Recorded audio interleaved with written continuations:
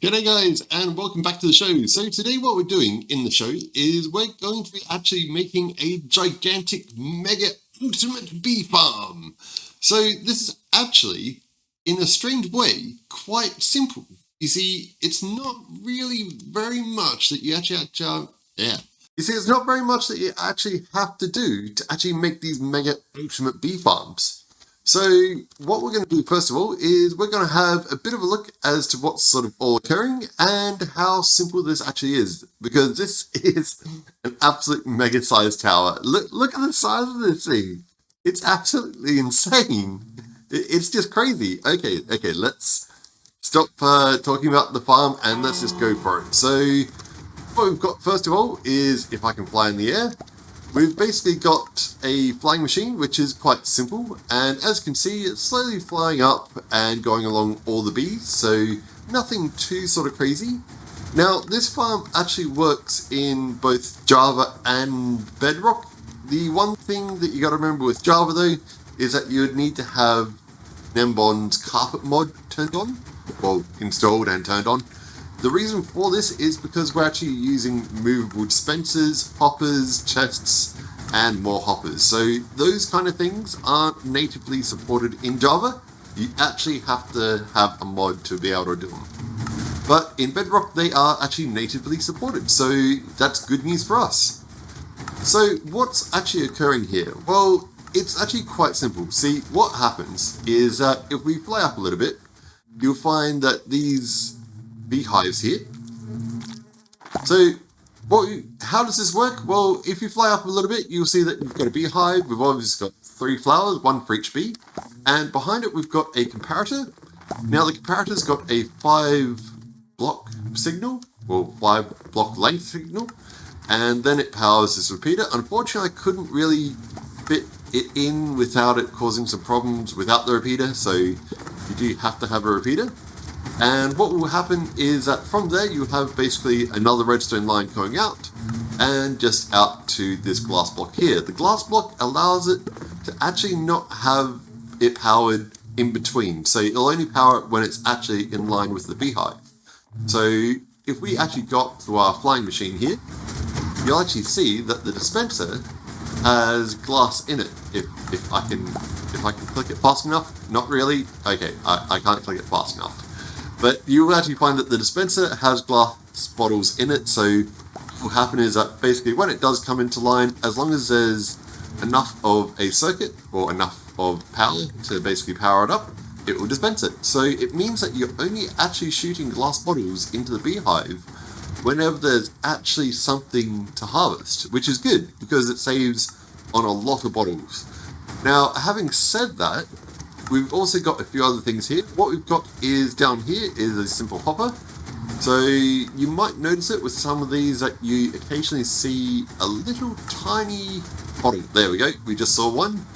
And possibly in a second, no, probably not. Okay, well, basically what happens is that this hopper collects all the bottles that are actually dropped. So this is actually even more useful when you think about it, because what that means is that we don't have to have a separate collection system. It's all just inbuilt into this flying machine. And then what's going to happen is that when it gets to the very bottom, it's just going to basically empty them all out into simple chests. So if we have a look over here, we have our glass bottle refilling chest, and we also have our emptying chest, which is completely full up apparently. I guess I filled it up during that intro section that I did, which I think I ran it about 4, 5, maybe 6 or 7 times. It wasn't that many times, but yes, obviously it did fill up quite a lot, and it's even gone into the hoppers and everything else here. So yeah, it definitely is quite efficient. The only thing that you got to remember is that in Java version, you may start to find that you're getting quite a bit of lag or low-end devices that are running Bedrock or Minecraft Pocket Edition, however you wish to call it, just because there is a lot of bees. There's no real way around having all the bees, unfortunately. It's just something that you got to sort of live with. So that's pretty much the crux of it. What we need to do though is we need to look at how these modules are made and basically how I've made this flying machine. That's the main sort of things. The repeater, well, the flying machine repeater that sends it back is a very simple sort of device. I'll show you it quickly. You'll get the general gist of it really quickly because it's nothing complicated. So if we fly up all the way here, it does take a long time on this tower. And you got to remember, the reason why that these farms can be a bit laggy is on lower-end devices, this is the entire chunk. So this is going to be loaded as long as you're in the area. Chunks load 16 by 16, but they also load all the way up to the sky and all the way down the bottom. So you got to remember that this gets loaded all the time, anytime that you get near it. So how does this work? Well, you'll see on the back of the flying machine that there's just one of the iron blocks, and we'll actually have an observer basically looking at that. Then it just sends a basic signal with a bit of a delay up to this bell, which they're very useful for sending flying machines back because you power them and they only go off once. And if we go back down to the bottom, eventually, yep, we have the flying machine that's slowly coming back into dock, and here it goes. So yes, it does carry a few keys with it sometimes. They don't seem to really get hurt most of the time. I've not really seen any die, so that's a good sort of sign. But yeah, it sounded like a bee was dying, but I couldn't see anything, so who knows? And you'll start to find that obviously this test will start to unload all its honey and all the rest of the stuff. It's pretty quick. I mean, by the time it's finished empty here, it's pretty much almost ready to start going up again, because you'll start to notice that the actual beehives here start filling up fairly quickly. So yeah, it's a very efficient and very quick farm, not to mention cheap. Okay, so we've run out of space in the hoppers, and now we're basically just starting to fill up the top chest. So yes, I'm definitely running out of a lot of room. It does probably about 7 or 8 stacks per run on this sort of size. So yeah, it's big enough that you probably don't need to really wait around too much for a massive supply. If you do want to collect things like honeycomb, all that you have to do is replace all these glass bottles, obviously with shears, and the shears will basically be restocked the same as the glass bottles are. So relatively simple, nothing too sort of crazy. Doesn't lose any glass bottles unnecessarily. The only glass bottles that you're going to get are filled up ones that drop into this hopper. So let's have a bit more of a look at the flying machine, because it is a fairly simple one. So as I was mentioning at the top, there is a block, an iron block, that's attached to the bottom section. This is pretty important to keep it on the bottom section here. The reason for that is that this is the last section that moves. So by the time the observer can see this, then that's when it starts to basically send it back. So that's definitely a good thing as far as times go. Bedrock can be a bit sort of sketchy when it comes to flying machines and timing. But yeah, just doing things to prepare, make sure that, you know, you put like a sensory block or something like that on the back section of it is probably the best thing. So let's build this flying machine, or a copy of it, and go from there. So the flying machine, of course, I've done these a few times now, which a lot of you guys probably have seen in different videos. So there's nothing too sort of crazy about them. So we just need to build a two-way flying machine. So you can build it out of slime or honey. You'll find that in this one, I'm actually building it out of half and half, just so you can see basically the two sides of the flying machine a bit more easy. And what we're going to do is we're basically going to chuck it in a sticky piston like that. We're going to get an observer, and have I done this wrong? Have I done this wrong in the tutorial? Yes. No? Yes, I have. Okay, that's how we want it. Okay, let's start off again. So we're going to let's take it again. So we're going to start with an L shape, and we're going to chuck on a sticky piston, and then we're going to chuck on another sticky piston right here. We're going to grab an observer, and we're going to grab another sticky piston, and another observer. So then all we need to do is to rinse and repeat this to the other side. So we can just basically grab 3 slime blocks, just so it represents it. You can build it all out of honey or all out of slime. Doesn't make any difference. Then we're going to grab an observer, obviously facing outwards again. Have a sticky piston this time facing down, and a observer facing outwards. So quite simple, nothing too sort of crazy. Then on the back of this one, I obviously put in a block here, just so that you can detect it with an observer when it gets up to the very top, like that. And then what we need to do is we need to now sort out how we're actually going to collect items. So as you can see, well, if you count it, we've got 7 blocks so far on each side, and our push limit is 12. So we can bolster that up a little bit to 8, 9, then we can grab a chest and also another hopper. So we can go the chest, make sure the hopper's actually facing into the chest, and that should put us up to a limit of, what's that, 7, 8, 9, 10, 11, and the final block on the back is 12. So this one at the bottom is as big as it's going to get. And at the top, all that we need to do, in fact, I believe that this is actually one more over on that flying machine. I believe that's the case, so it would actually look a bit more like that. So on this one, what we're going to do is basically just chuck in 2 slime blocks, or whichever ones you choose. And we're going to grab, this time, a dispenser. And it's going to be facing forward like that, and a hopper just like that.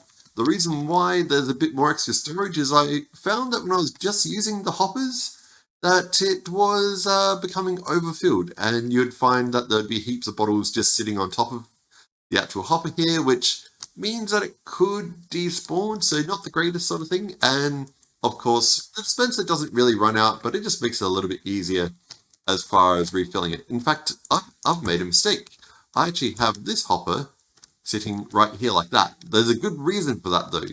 It's so that when we actually fill up the hoppers and also the chests here, is that we've got 1 block extra that we've got to the side so that we don't accidentally put glass bottles in that one. It makes sense. So if we have a look over here, so you can see that this one's basically same but flipped. And I've got this one a bit more to the side. I found when I had the actual chests and the hoppers faced right directly into it without this one gap, that it would actually fill up this hopper as well. So yeah, that's not the greatest thing. It's in need of a bit of an improvement. So yes, and obviously from the bottom, all that we have is basically a hopper coming out of this one and another one going into that one, and they're basically so that we can take stuff out and so that we can put stuff in. So however you wish to set that up is perfectly fine, up to you. So now we need to look at the modules. The modules are very, very simple. They're not, complicated in the slightest way. So what we're going to do is, first of all, we're going to grab probably some grass blocks. That's probably the easiest one. You can use dirt and things like that as well. It's up to you. It's not really going to change much. And we're just going to chuck in 3 kind of like that. Then from there, what we'll do is we'll grab any sort of flower, and probably a 1 high flower, just because these are stacked very close together. Use 2 high flowers and it doesn't sort of all fit very well. Then what we need to do is to grab, harvest, get a bee nest somehow in some way, shape and form. And then from there, I'm pretty sure I've got these actually 1 directly in front. Oh no, they're just to the side. They're just to the side. Okay, so what we're going to do is we're going to chuck in our bee's nest. Then we need to put in some blocks. So doing it a little bit like this, and as you'll see eventually, it will all start to make sense. That one's actually glass, so we're going to need a piece of glass, which is here. And it can be any sort of glass, doesn't have to be anything in particular. Now, the next thing that we need to do from here is we need to just grab some redstone dust and 1 repeater. So we're going to go, wait, I almost forgot. Okay, we need also a comparator. So the comparator, we take the signal out of this bee chest. Oh man, these tutorials are getting worse. Okay. So we've got a comparator coming out of, is it actually called a bee's nest? Oh, I call it a bee chest. Yeah, that. Okay, so comparator out of the bee's nest. Then we're going to go 5 out from there. So I've built this slightly bigger. It doesn't matter how big you sort of make it. You can make these actually a bit smaller. If I actually had done the maths before I actually started building. So 1, 2, 3, 4, 5. As you can see, then we need a repeater. Then all we're going to do is go out from that, and we're going to have some glass. So it's like that. So what will happen is that if I grab some bees, kind of like this, the bees generally stick fairly much around here. You'll be able to have up to 3 bees per bee nest, so that's not really too bad at all. And once they fill it up, it'll fill up all of the 5 block redstone signal, and then the repeater will enable it to go into the actual dispenser that aligns up to here. So kind of simple. It's very simple. It's basically just that system stacked multiple times, all on top of each other continuously. So it's not too complicated whatsoever. It's very, very simple. But what I'm going to do is I'm going to make a world download of this one. Unfortunately, this is made in the betas because I do spend a lot of time in the betas. So you'll need to have version 17.10.20 or better to be able to open this at the moment. But once basically the next update comes out, which I believe is only in a couple weeks at most anyway, so yeah, it will basically be openable without any sort of issue. And if you have a look, they're already filled up again. So obviously, because this whole chunk is actually rendered at the same time, it basically means that all of these are getting filled up slowly over time, and yeah, it's kind of crazy. Just be careful about low-end devices when it comes to things like this, just because basically, yeah, it can actually cause some issues as far as the amount of bees that we have going on here. So yeah, that is a bit of a problem. But aside from that, I'd probably also recommend putting a building around this, or at least at the bare minimum, some sort of sun shield, the kind of salt that you get out of like a mob farm. The reason for it is that bees, of course, don't like water, so yeah, any water that we get is going to cause a lot of problems, so probably best putting this inside a building. And aside from that, yeah, pretty much have fun, guys, because this is a pretty simple one, but it's pretty mega. I will admit that there is a few bees sort of, down around the bottom that you generally find. Although I do find that they do fly up the flying machine also pushes them up. You can actually build it bigger than this as well, because we can go down to -64 into the ground. So yeah, you could actually build this even bigger. So that's kind of just crazy. But yeah, be careful about how big you make these things. So yeah, I hope you guys enjoyed the video. Hope you found this tutorial useful, and I'll catch you as always in the next one. See ya, guys.